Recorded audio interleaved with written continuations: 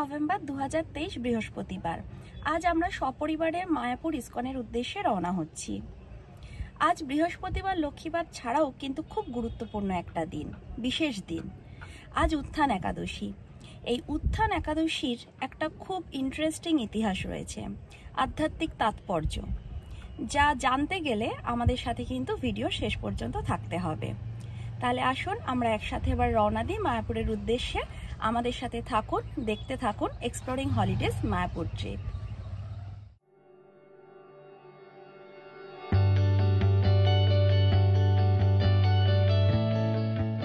এখন ঘড়িতে বাজে সকাল 6:45। আমরা চারজন মানে আমি, শুভ, মামনি, বাবা বেলঘড়িয়া থেকে এখন রওনা দিচ্ছি। এরপর রথতলা থেকে আমার মা বাবাইকে পিক আপ করবো।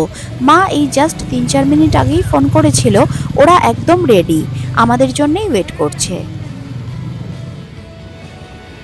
বলতে বলতেই রথতলা পৌঁছে গেলাম। একেই তো শীতের শুরু, তার মধ্যে আবার এত সকালে রাস্তাঘাট যেহেতু একদম খালি, তাই রথতলা পৌঁছতে 3-4 মিনিটের বেশি সময় কিন্তু লাগলো না। এবার মা বাবাইয়ের লাগেজটা গাড়িতে তুলে নিলেই কমপ্লিট। ব্যাস, গাড়ির ডিকি বন্ধ হয়ে গেল। এবার বেরোনোর পালা। ঘড়িতে এখন ডট 7টা। আমার জগন্নাথকে সঙ্গে নিয়ে আমরা 6 জনে ফাইনালি শ্রীধাম মায়াপুর ইস্কনের উদ্দেশ্যে রওনা হচ্ছি। জয় জগন্নাথ, জয় বজরংবলী।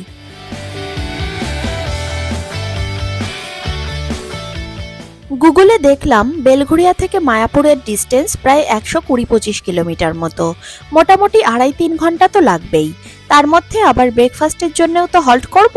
সব মিলিয়ে ওই 4 থেকে 4.5 ঘন্টাই ধরে রাখছি।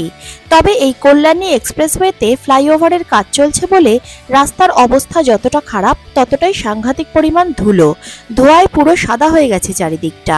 এই রাস্তাটা যে কতক্ষণে পার হব সেটাই শুধু ভাবছি। এই জায়গাটা হলো কাছড়াপাড়া জোনপুর, আর এখন ঘড়িতে সকাল 8:15। আমরা এখানে চা খাওয়ার জন্য এখন একটু দাঁড়ালাম। বাবারা তো নেমে চায়ের দোকানে চলে গেছে, মায়েদের আর নামতে ইচ্ছা করছে না, তাই ওদের দুজনের চা আমি গাড়িতেই এনে দেব। এই জায়গাটাকে বলে জোনপুর ঝিলপাড় সিগন্যাল মোড়। এখানে রাস্তার ওপরেই এই মাতারা হোটেল অ্যান্ড রেস্টুরেন্টে আমরা 5টা চায়ের অর্ডার দিয়েছি। আমারটা শুধু বাদ, কারণ চা আমি খুব একটা খাই না। এখানে কফি বা ছোটোখাটো আরও অনেক কিছুই পাওয়া যায়, তবে একটু পরেই ব্রেকফাস্ট করব তো, তাই এখন আর কিছু খেতে ইচ্ছা করছে না।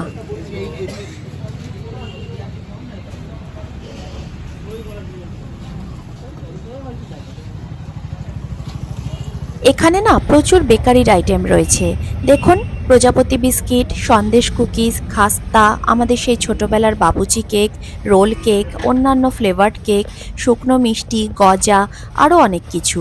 তবে আমাদের কাছে কিছু স্ন্যাক্স আইটেম আছে বলে আমরা শুধু চা ছাড়া আর কিছু নিলাম না। আমি নিজে চা না খেলেও এটা কিন্তু জানি যে চা প্রেমীদের কাছে শীতের সকালে রাস্তার ধারে দাঁড়িয়ে মাটির ভাঁড়ে গরম চা খাওয়ার মজাই আলাদা। আবার তার মধ্যে যদি একটু আদা কুচি ফেলে দেওয়া হয় তাহলে তো আর কথাই নেই, দুর্দান্ত। মাদের জন্য চা নিয়ে যাচ্ছি।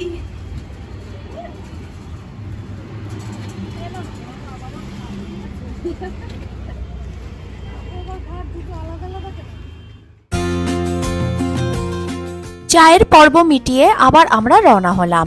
পথে দেখুন, এটা হলো AIIMS, All India Institute of Medical Science Kalyani, AIIMS। এখন আমরা যাচ্ছি হরিণঘাটার ওপর দিয়ে। মদনপুরে কফি বেশ বিখ্যাত।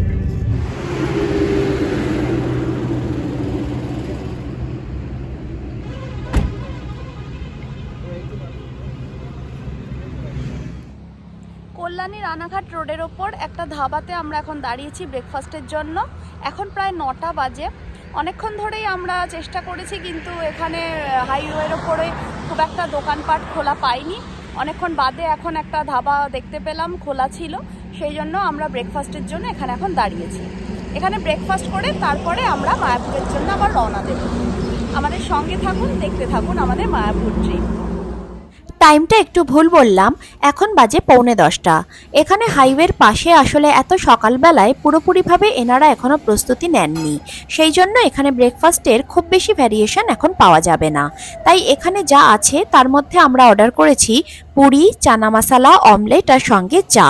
তবে সব জায়গায় যেমন পুরি সবজির দাম একসাথে ধরা থাকে, এখানে কিন্তু দুটোর দাম আলাদাভাবে ধরা হয়েছে। যেমন পুরি 7 টাকা করে পার পিস আর চানা মশলা 40 টাকা করে পার প্লেট। ব্যাপারটা কিন্তু আমার একটু কস্টলি মনে হলো। ব্রেকফাস্ট এসে গেছে, রয়েছে 2টো করে পুরি, 1 প্লেট চানা মশলা। তবে চানা মশলার পরিমাণ কিন্তু দামের তুলনায় খুবই কম। আর সঙ্গে দিয়েছে শসা, পেঁয়াজ, কাসুন্দি আর টমেটো সস। আর রয়েছে অমলেট আর চা।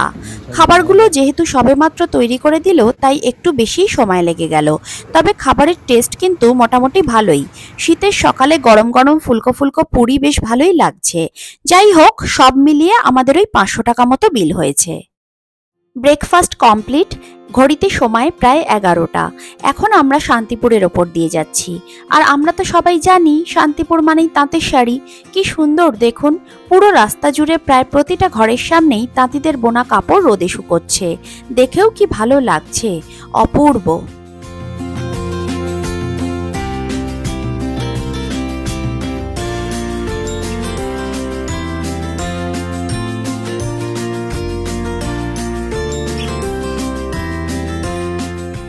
আমরা প্রায় অনেকটাই এসে গেছি। গুগল ম্যাপে টাইম দেখাচ্ছে 27 মিনিট মতো। মোটামুটি আর আধ ঘন্টার মধ্যেই আমরা পৌঁছে যাব।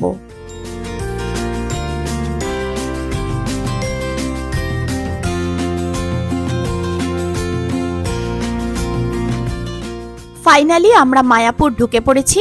ওই যে দেখুন, ইসকনের ভেদিক প্ল্যানেটেরিয়াম মানে বৈদিক তারামণ্ডলের চূড়া দেখা যাচ্ছে। কি সুন্দর লাগছে দূর থেকে। এখন ঘড়িতে বাজে 12:00। আমরা পৌঁছে গেছি। এই হলো মায়াপুর ইসকন কমপ্লেক্সের এন্ট্রান্স। এখানেই কার পার্কিং এর জন্য টিকিট করাতে হবে। বিভিন্ন গাড়ির জন্য আলাদা আলাদা পার্কিং ট্যারিফ রয়েছে। যেমন 4 হুইলারের জন্য আমাদের থেকে নিল 150 টাকা, যার ভ্যালিডিটি 24 ঘন্টা। টিকিটটা কিন্তু হারালে চলবে না, কারণ এই টিকিট দেখিয়েই 24 ঘন্টার মধ্যে যতবার প্রয়োজন গাড়ি নিয়ে কমপ্লেক্সের বাইরে যাতায়াত করা যাবে।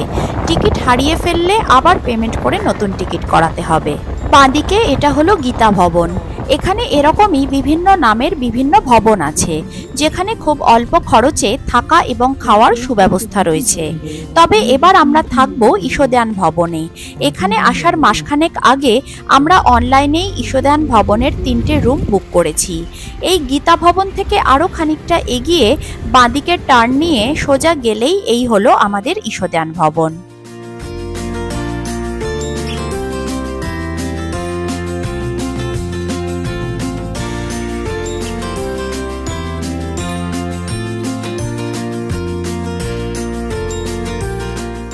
এখানে একটা কথা বলে রাখি, অনলাইনে বুকিং করার সময় 3টে ডাবল বেডেড রুম অ্যাভেলেবেল না থাকায় আমরা 2টো সেম ক্যাটাগরির ডাবল বেডেড রুম ও আরেকটা 4 বেডেড রুম বুক করেছি। আর ঈশদান ভবনের গ্রাউন্ড ফ্লোরে এই 3টে রুমই আমরা খুব লাকিলি পেয়ে গেছি একদমই পাশাপাশি। 3টে রুমই আপনাদেরকে দেখাবো, তাহলে চলুন এবার রুম ট্যুরগুলো সেরে ফেলি। 1006 1006 এই হলো একটা ডাবল বেডেড রুম। পুরো রুমের ইন্টেরিয়রটা দেখুন এরকম, ভীষণই নিট অ্যান্ড ক্লিন, প্রয়োজনীয় সবকিছুই রয়েছে। 2টো করে সিঙ্গেল বেড রয়েছে আর মাঝখানে রয়েছে একটা কমন সাইড টেবিল। আর এদিকের দেওয়ালে রয়েছে একটা সুন্দর ফটো ফ্রেম আর তার ওপরে ল্যাম্পশেড। 2টো বেডের সাথে রয়েছে 4টে করে মাথার বালিশ, 4টে ব্ল্যাঙ্কেট, 2টো বেডশিট আর নিচে দেখুন এরকমই 2খানা সিঙ্গেল ম্যাট্রেস দেওয়া রয়েছে। সব মিলিয়ে এই রুমটাতে কিন্তু 4 জন ইজিলি অ্যাকোমোডেট করতে পারবে।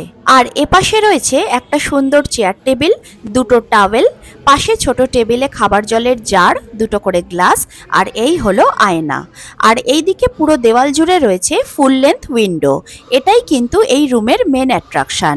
বাইরের ভিউটা দেখুন কি সুন্দর না? এত বড় এরকম একটা স্লাইডিং উইন্ডোর কাছে বসে থাকলে এমনিই সারাটা দিন কেটে যাবে। রুম রেটগুলো যদিও আমি আলাদা করে স্ক্রিনে দিয়ে দিচ্ছি, তবুও আপনারা চাইলে ডেসক্রিপশন বক্সে ডিটেলস দেখে নিতে পারেন। এর ঠিক পাশেই 1007 1007 এই হলো আরেকটা ডাবল বেডেড রুম। সবকিছুই সেম, তবে যেটা সবচেয়ে বেশি ভালো লাগছে সেটা হলো রুমগুলো কিন্তু প্রচণ্ড পরিষ্কার পরিচ্ছন্ন, কোথাও এক ফোঁটা ধুলো বা নোংরা চোখে পড়ছে না। আর এই হলো সেই ফুল লেন্থ স্লাইডিং উইন্ডো, যেখান থেকে বাইরের এই সুন্দর পরিবেশটা আমরা খাটে বসেই উপভোগ করতে পারবো। এখানে সকাল বিকেল যে কোনো সময় সবাই মিলে বসে গল্প করতে কিন্তু দারুণ লাগবে। আগের রুমে যা যা ছিল এখানেও সবকিছু সেম রয়েছে। 2টো সিঙ্গেল বেড, 2টো বেডশিট, 4টে মাথার বালিশ, 4টে ব্ল্যাঙ্কেট আর এখানেও 2টো বেডের নিচে রয়েছে 2খানা এক্সট্রা সিঙ্গেল ম্যাট্রেস। আর এদিকের দেওয়ালে রয়েছে একই রকম একটা ফটো ফ্রেম আর ল্যাম্পশেড। আর 2টো বেডের জন্যই মাঝখানে রয়েছে একটা কমন সাইড টেবিল। এটা তো উইন্ডো প্রথমেই দেখালাম। আর এদিকের দেওয়ালে রয়েছে আয়না, তার নিচে একটা টেবিল চেয়ার, 2টো টাওয়েল, পাশের ছোট টেবিলে খাবার জলের জার আর 2টো গ্লাস। এই পাশে রয়েছে ওয়াশরুমের দরজা আর এটা হলো মেন দরজা। ওপরে একটা ঘড়িও রয়েছে। এর উল্টো দিকেই 1009 1009 এটা হলো বিশাল বড় একটা 4 বেডেড রুম। এখানে 4টে সিঙ্গেল বেড আর সঙ্গে 4টে করে বেডশিট, ব্ল্যাঙ্কেট, মাথার বালিশ আর টাওয়েল। আর রয়েছে 2টো বেডসাইড টেবিল, একটা চেয়ার টেবিল আর আয়না। তবে এই রুমে স্পেশালি রয়েছে 2টো সিঙ্গেল সোফা আর একটা সেন্টার টেবিল। আর এদিকটায় ওয়াশরুমের দরজা, ওয়াশরুমের বাইরে কিচেন স্টাইলে তৈরি গ্রানাইট স্ল্যাবের ওপর রয়েছে একটা সিঙ্ক, পাশে ছোট টেবিলে খাবার জলের জার আর 2টো গ্লাস। আর প্রত্যেকটা রুমের ওয়াশরুম কিন্তু যথেষ্ট পরিষ্কার পরিচ্ছন্ন এবং পর্যাপ্ত গরম জলেরও ব্যবস্থা রয়েছে।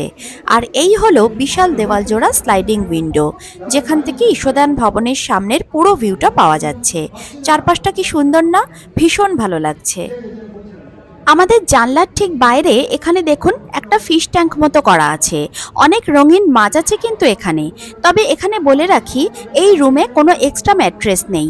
তবে রুমটা এতটাই স্পেশাস যে প্রয়োজনে এক্সট্রা ম্যাট্রেস নিয়েও এখানে 4 জনের বেশি ইজিলি থাকতে পারবে। 2টো সিলিং ফ্যানও রয়েছে। তবে এটা যেহেতু একটা তীর্থস্থান, এখানে অন্যান্য হোটেলের মতো কিছু লাক্সারি অ্যামেনিটিস যেমন television, AC, intercom, toiletry kit, wardrobe, এমনকি চা, কফি বা কোনোরকম কোনো খাবারের রুম সার্ভিস ফেসিলিটি এখানে পাওয়া যায় না। তবে দৈনন্দিন প্রয়োজনীয় সমস্ত সুযোগ সুবিধার এখানে যথেষ্ট সুব্যবস্থা রয়েছে। আর রুমের বাইরে এই হলো কমন প্যাসেজ, সোজা গেলেই পড়বে মেন এন্ট্রান্স আর খাওয়ার জায়গা। আর প্যাসেজের এদিকটায় রয়েছে একটা জানলা, এখানেও চাইলে বসে সময় কাটানো যায়। এটা হলো ভবনের ঠিক সামনের রাস্তাটা। চারপাশটা দেখুন কি সুন্দর সাজানো, পরিষ্কার পরিচ্ছন্ন একটা পরিবেশ। তবে একটা জরুরি কথা বলে রাখি, এখানে ওয়াইফাই কানেকশন ভীষণই স্ট্রং। কেউ চাইলে প্রয়োজনে অফিস ওয়ার্কও করতে পারে, এটা একটা বড় প্লাস পয়েন্ট। যাই হোক, অনেকটাই বেলা হয়ে গেল, 1:45 বাজে। মা বাবারা একটু ফ্রেশ হয়ে নিক, ততক্ষণে আমরা গিয়ে লাঞ্চের কুপনটা নিয়ে আসি। বেশি দেরি হলে আর পাবো না। এই হলো রিসেপশন, এখান থেকেই মহাপ্রসাদের কুপন নিতে হবে। এখানে একটা মেনু চার্ট আছে। লাঞ্চ 150 টাকা থালি আর ডিনার 100 টাকা থালি। থালিতে কি কি থাকবে সব এখানে লেখা আছে। আমরা লাঞ্চ কুপন নিয়ে নিয়েছি। এই হলো আমাদের 6টা মহাপ্রসাদের কুপন। তবে এই কুপন কিন্তু শুধুমাত্র ঈশদান ভবনের মহাপ্রসাদের জন্য। অন্যান্য ভবনের মহাপ্রসাদের কুপন, মেনু, চার্জ সবটাই কিন্তু আলাদা আলাদা। আর এই হলো ডাইনিং হল। এটা কিন্তু একদম ঈশদান ভবনের মেন গেটের পাশেই। দেখুন, এই হলো ঈশদান ভবনের মেন গেট। আর এদিকটায় রয়েছে সুন্দর করে সাজানো কাঁচ দিয়ে ঘেরা ডাইনিং হল। এখানে কুপন দেখিয়ে ভেতরে যেতে হবে। এখানে মহাপ্রসাদ ভোগের টাইমিং দুপুর 12:30 থেকে 2:30 পর্যন্ত। তাই বেশি দেরি না করে ঈশদান ভবনের রিসেপশন থেকে কুপন সংগ্রহ করে এই সীমিত সময়ের মধ্যেই কিন্তু খাওয়া দাওয়া সেরে নিতে হবে। এই হলো মহাপ্রসাদের কাউন্টার। এখান থেকেই ওনারা থালি সাজিয়ে প্রত্যেকটা টেবিলে সার্ভ করে দেবেন। এখানে দেখুন, থালার ওপর কলাপাতা দিয়ে কি সুন্দর মহাপ্রসাদের থালি সাজানো হচ্ছে। থালির প্রত্যেকটা খাবার কিন্তু আনলিমিটেড, মানে যেটা যতবার ইচ্ছা আমরা ততবারই নিতে পারবো। শুধু শেষ পাতের মিষ্টিটা হয়তো একবারই দেওয়া হবে। তবে আমি আগেও যেটা বলেছি, মহাপ্রসাদের এই বিশেষ মেনু এবং পরিবেশনা শুধুমাত্র ঈশদান ভবনের জন্য, এবং বাকি প্রত্যেকটি ভবনের মহাপ্রসাদের দাম, মেনু ও পরিবেশনা সবকিছুই কিন্তু আলাদা আলাদা হয়ে থাকে। তবে প্রত্যেকটি ভবনেরই মহাপ্রসাদের স্বাদ কিন্তু অতুলনীয়। এদিকটায় দেখুন, থালা, কলাপাতা সব পরিষ্কার করে ধুয়ে একসাথে সাজিয়ে রাখা আছে। এখানে কিন্তু ওনারা প্রচণ্ড হাইজিন মেনটেন করে সিস্টেমেটিকভাবে সব কিছু পরিচালনা করেন। পুরো ব্যাপারটা দেখেও কিন্তু খুব ভক্তি লাগছে। যাই হোক, সবাই খাওয়া শুরু করে দিয়েছে, এবার আমাকেও বসতে হবে। তবে তার আগে আপনাদেরকে অবশ্যই একবার দেখাবো থালিতে কি কি আছে। এই দেখুন, এই হলো ঈশদান ভবনের মহাপ্রসাদ থালি। থালিতে রয়েছে ভাত, 2টো করে রুটি, শসা গাজর দিয়ে স্যালাড, ভেজ ডাল, এটা বোধহয় আলু ফুলকপির সবজি, এটা স্পেশাল পনির সবজি, চাটনি, আমার প্রিয় পরমান্ন। এই পায়েসটা কিন্তু দারুণ সুস্বাদু। এরপর আছে গোলাপ জামুন, এই হলো বেগুনি আর পাঁপড়। আগেও বললাম প্রত্যেকটা খাবারের কিন্তু রিপিটেশন আছে। এবার তাহলে আমি একটু শান্তিমতো খেয়ে নিই, তারপর আবার কথা হচ্ছে।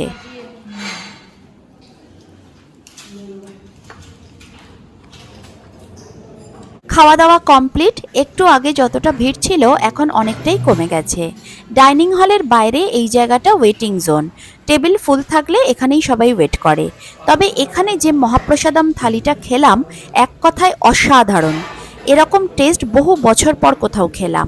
যেমন স্বাদ, তেমন কোয়ালিটি, তেমন সার্ভিস, এক কথায় A1 ক্লাস। প্রথমে ভেবেছিলাম খাওয়া দাওয়ার পর রুমে গিয়ে একটু রেস্ট নেব, কিন্তু এখন সবাই মিলে ঠিক করলাম একটু বেরিয়ে আসি। এখন বাজে 2:30। এই শীতের দুপুরে একবার রুমে গিয়ে শুলে আর উঠতে ইচ্ছা করবে না। 6টায় আবার গোশালা বন্ধ হয়ে যাবে। দেখি এখানে আবার টোটো পাই কিনা। ঈশদান ভবনের সামনে থেকেই টোটো পেয়ে গেছি। পার হেড 20 টাকা করে, একদম গোশালার গেটে নামিয়ে দেবে। তবে যেটা লক্ষ্য করছি, এই ইসকন কমপ্লেক্সের ভেতরে টোটো সার্ভিসের কোনো কমতি নেই। এই ব্যাপারটা কিন্তু অনেকের ক্ষেত্রেই খুব সুবিধাজনক।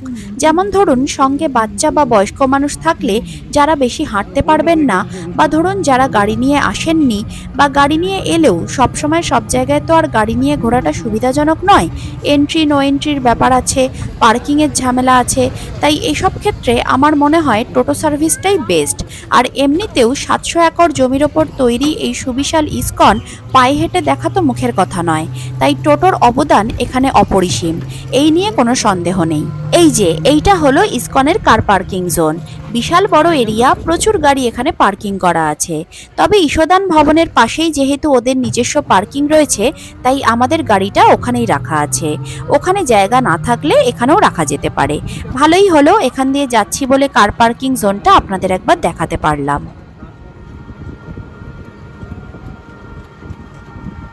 চারিদিকের এই অপূর্ব গ্রাম্য পরিবেশে শীতের দুপুরে টোটো করে ঘুরতে কিন্তু ভালোই লাগছে। রাস্তাঘাটও অসম্ভব পরিষ্কার পরিচ্ছন্ন। এখনো পর্যন্ত সেরকম লেভেলের আবর্জনা চোখে পড়েনি। এদের মেনটেনেন্স কিন্তু দুর্দান্ত। এই হলো মায়াপুর ইস্কনের প্রসিদ্ধ গোশালা। এই মনোরম প্রাকৃতিক ও শান্তিপূর্ণ পরিবেশে প্রায় 200-রও বেশি গরু, বাছুর, ষাঁড় এখানে প্রতিপালিত হয়। বিভিন্ন সরকারি, বেসরকারি, দেশি, বিদেশি ও দাতব্য সংস্থার অনুদান তো আছেই, তাছাড়াও ভক্তদের নিবেদিত দান ও পরিষেবায় এই সম্পূর্ণ জায়গাটার খুব সুন্দর রক্ষণাবেক্ষণ হয়ে থাকে। এছাড়াও এখানে একটা স্টল আছে যেখানে খড়ের আঁটি, খড়ের লাড্ডু এরকম ধরনের বিভিন্ন সামগ্রী বিভিন্ন দামে কিনতে পাওয়া যায়। এগুলোর মাধ্যমে প্রচুর ভক্ত এখানে এসে সাধ্যমতো গোসেবা করে থাকেন। এছাড়াও গোশালার চ্যারিটি লিস্ট আপনারা মায়াপুর ইস্কনের ওয়েবসাইটে পেয়ে যাবেন। ভগবান শ্রীকৃষ্ণ তার যৌবনের বেশিরভাগ সময় বৃন্দাবনের বাছুর ও গরু পালনে কাটিয়েছেন। শ্রীমদ্ ভাগবতে শ্রীকৃষ্ণ স্বয়ং বলেছেন, ব্রাহ্মণ, গরু এবং অরক্ষিত প্রাণীরা আমার নিজের দেহ। এমনকি কথিত আছে চৈতন্য চরিতামৃতে ভগবান শ্রীচৈতন্য স্বয়ং কৃষ্ণ হয়ে একজন জ্যোতিষীকে বলেছিলেন, আমার শেষ জন্মে আমি গোপালকদের পরিবারে জন্মগ্রহণ করেছি এবং আমি বাছুর এবং গরুকে সুরক্ষা দিয়েছি। এরূপ ধার্মিক কর্মের কারণে আমি এখন ব্রাহ্মণের সন্তান হয়েছি। বিষ্ণু পুরাণে পড়েছি, গোরক্ষা সম্পর্কে শাস্ত্রে লেখা আছে, নমঃ ব্রাহ্মণ্য দেবায় গো ব্রাহ্মণ হিতায় চ জগদ্ধিতায় কৃষ্ণায় গোবিন্দায় নমো নমঃ। এর অর্থ, হে প্রভু, আপনি গরু ও ব্রাহ্মণদের শুভাকাঙ্ক্ষী এবং আপনি সমগ্র মানব সমাজ ও জগতের মঙ্গলকাঙ্ক্ষী। গোশালার ভেতর এটা একটা বড় ডেয়ারি শপ। এখানকার গরুর দুধে তৈরি ঘি, দই, ক্ষীর, পনির এখানে কিনতে পাওয়া যায়। ক্ষীর 100 গ্রাম 45 টাকা, দইটাও ভীষণই সুস্বাদু। তবে আমরা যেহেতু সবেমাত্র লাঞ্চ করে বেরিয়েছি, তাই এখন আর টেস্ট করা হলো না। আর এখানকার ঘিয়ের স্বাদ এবং গন্ধ দুটোই কিন্তু অতুলনীয় এবং খুবই জনপ্রিয়। সব রকম মাপের জার এখানে অ্যাভেলেবেল। আমি দামের লিস্ট দেখিয়ে দিচ্ছি, আপনারা পজ করে দেখে নিতে পারেন। শ্রীমদ্ ভাগবতে উল্লেখ আছে, ষাঁড় এবং গরু হল সবচেয়ে অপরাধহীন জীবের প্রতীক, কারণ এই প্রাণীদের মল এবং প্রস্রাবও মানব সমাজে ব্যবহার করা হয়। তাই গোবর এবং গোমূত্র থেকে তৈরি বিভিন্ন প্রয়োজনীয় সামগ্রীও এখানে পাওয়া যায়। এছাড়াও গোশালার ভেতরে এবং বাইরে সম্পূর্ণ মন্দির এলাকা জুড়ে এরকম প্রচুর দোকানপাট রয়েছে, যেখানে ইস্কনের নিজস্ব তৈরি বিভিন্ন রকম সামগ্রী রিজনেবল দামে বিক্রি করা হয়। আমরাও এখান থেকে কয়েকটা জিনিস কেনাকাটা করেছি, যার মধ্যে ঘিটা তো মাস্ট। যাই হোক, এখন আমরা গোশালা থেকে বেরোচ্ছি। এবার একটা টোটো দেখতে হবে। এখন আমরা যাব মন্দির প্রাঙ্গণে। গরু দেখতে এসেছেন? হ্যাঁ, কি জন্য এসেছেন? আমরা তো রাস্তায়, বাড়িতে, সব জায়গায় গরু দেখতে পাচ্ছেন, তাই তো? তাহলে এখানে এত কষ্ট করার কি দরকার? তো শাস্ত্রে বলছেন, আপনি বলছেন না, আমিও বলছি না, ঠিক আছে? মানে শাস্ত্রে বলছেন, যিনার বাড়িতে যত গরু জন্ম হবে, উনার বাড়িতে অতগুলো গরুকে মরতে হবে, তাই না? তাহলে আপনার গো সেবা করে ফল লাভ পাবেন, নাহলে পাবেন না।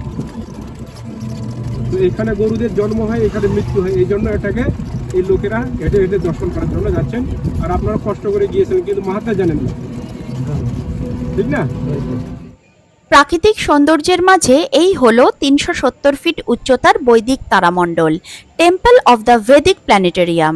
এর আরেক নাম শ্রী মায়াপুর চন্দ্রদয়া মন্দির। এটাই কিন্তু মায়াপুরের মূল আকর্ষণ এবং প্রধান পর্যটন কেন্দ্র। 2008 সালে এই মন্দিরের নির্মাণ কাজ শুরু হয়, এখনও চলছে। তবে পুরোপুরি কমপ্লিট হলে এটি হতে চলেছে বিশ্বের বৃহত্তম হিন্দু মন্দির এবং দ্বিতীয় উচ্চতম ধর্মস্থান। এখানে দেখা যাবে বিভিন্ন রকম মহাজাগতিক প্রদর্শনী, যা ভগবত গীতার বিবরণ অনুসারে মহাবিশ্বের সৃষ্টিতত্ত্বকে অডিও ভিজুয়াল মাধ্যমে চিত্রিত করবে। আশা করা হচ্ছে 2026-এ এর অফিসিয়াল ওপেনিং হবে। বৈদিক তারামণ্ডলের পাশে এটা হলো ইস্কনের প্রতিষ্ঠাতা আচার্য শ্রীলা প্রভুপাদের পুষ্পসমাধি মন্দির। এই পুষ্পসমাধি মন্দিরে শ্রীলা প্রভুপাদের একটি পূর্ণাঙ্গ পিতলের মূর্তি স্থাপনা করে পুজো করা হয় এবং সমাধিতে শায়িত অবস্থায় তার ঐশ্বরিক করুণার মালাটি এই পুষ্পসমাধি মন্দিরে স্থাপিত হয়। ইস্কনের ভক্তরা শ্রীলা প্রভুপাদকে উপাসনা করেন, কারণ তিনি ভগবান শ্রীকৃষ্ণের সবচেয়ে বিশ্বস্ত সেবকদের একজন, যিনি অক্লান্তভাবে বিশ্বজুড়ে কৃষ্ণ ভাবনামৃত ছড়িয়ে দিয়েছেন। মার্কিন যুক্তরাষ্ট্র, ইউরোপ, ভারত এবং অন্যত্র তিনি লক্ষাধিক শিষ্য সংগ্রহে সফল হয়েছেন। তাই 1977 সালে প্রভুপাদের মৃত্যুর পরেও তার প্রতিষ্ঠিত এই আন্তর্জাতিক কৃষ্ণ ভাবনামৃত সংঘ অর্থাৎ ইস্কন প্রসার লাভ করে এবং এই সম্প্রদায় বিশ্বব্যাপী সম্মান অর্জন করে। যে বিপ্লব বা হরেকৃষ্ণ আন্দোলন তিনি শুরু করেছিলেন তা এখন পৃথিবীর কোটি কোটি মানুষের কাছে সুপরিচিত ইসকন নামে। সূর্যোদয় ও সূর্যাস্তের সময় এই অপূর্ব সুসজ্জিত বাগানে ঘেরা পুষ্প মন্দিরের রাজকীয় শোভা সত্যিই দেখার মতো।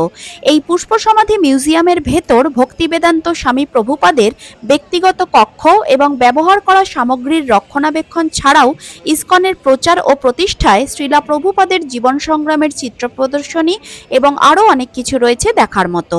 প্রতিদিন সকাল 9টা থেকে দুপুর 1টা এবং বিকেল 3:30 থেকে রাত 8:30 পর্যন্ত মিউজিয়াম খোলা থাকে। এই হলো শ্রী শ্রী রাধা মাধব মন্দির কমপ্লেক্স, অনেকে আবার পঞ্চতত্ত্ব মন্দিরও বলে থাকেন। এই মন্দিরে মূলত শ্রী রাধা মাধব ও অষ্টসখী বিগ্রহ, শ্রী চৈতন্য মহাপ্রভুর পঞ্চতত্ত্ব লীলা এবং ভগবান নৃসিংহদেবের বিরল করুণাময় স্থাণু নৃসিংহরূপের আরাধনা করা হয়। আজ উত্থান একাদশীতে সন্ধ্যারতি দেখার পর মন্দিরের ভেতর থেকেই এই ফটো ফ্রেমটা কিনেছি। শ্রী রাধা মাধব ও অষ্টসখীর এই বিগ্রহটাই মন্দিরের ভেতরে রাখা আছে। মন্দিরের ভেতর ক্যামেরা অ্যালাউড নয় বলে ফটোতেই আপনাদের শ্রী রাধা মাধবের দর্শন করালাম। এখন ঘড়িতে রাত 9:45। রাতের আলোতেও ঈশদান ভবনের চারপাশটা কি দারুণ লাগছে। সন্ধ্যারতি দেখে বেরোনোর পর আমরা অনেকটা সময় মন্দির প্রাঙ্গণে কাটিয়ে গাড়ি নিয়ে একটু বেরিয়েছিলাম ওই মার্কেট এরিয়াটা একটু ঘুরে দেখব বলে। ওখান থেকেই আসার সময় ডিনার করে ফিরেছি। এই প্রসঙ্গে বলে রাখি, ইসকন কমপ্লেক্সের ভেতরে কোথাও কোনো রকম ননভেজ খাবার পাওয়া যায় না, তবে ইসকন কমপ্লেক্সের বাইরে প্রচুর দোকানপাট রয়েছে, চাইলে সেখানে গিয়ে খাওয়া যেতে পারে। আজ কিন্তু এখানে প্রচণ্ড ভিড় ছিল, উত্থান একাদশীর কারণেও হতে পারে। ও হ্যাঁ, আরেকটা কথা, আসলে আসার পর থেকেই সারাদিন ঘোরাঘুরি করে এত ক্লান্ত হয়ে গেছি যে ভিডিওর প্রথমে আপনাদেরকে উত্থান একাদশীর যে বিশেষত্বটা বলবো বলেছিলাম সেটা তো আজ আর বলা হলো না। তবে আগামীকাল আমরা কি কি করছি তার সঙ্গে উত্থান একাদশীর গল্পটা অবশ্যই থাকবে, আর তার জন্য চ্যানেলটা এখনই সাবস্ক্রাইব করে ফেলুন। আর ভিডিওটা ভালো লাগলে একটা লাইক, শেয়ার, কমেন্ট করে দেবেন। আজ এই পর্যন্তই। সবাই ভালো থাকবেন, সুস্থ থাকবেন। দেখা হচ্ছে নেক্সট এপিসোডে।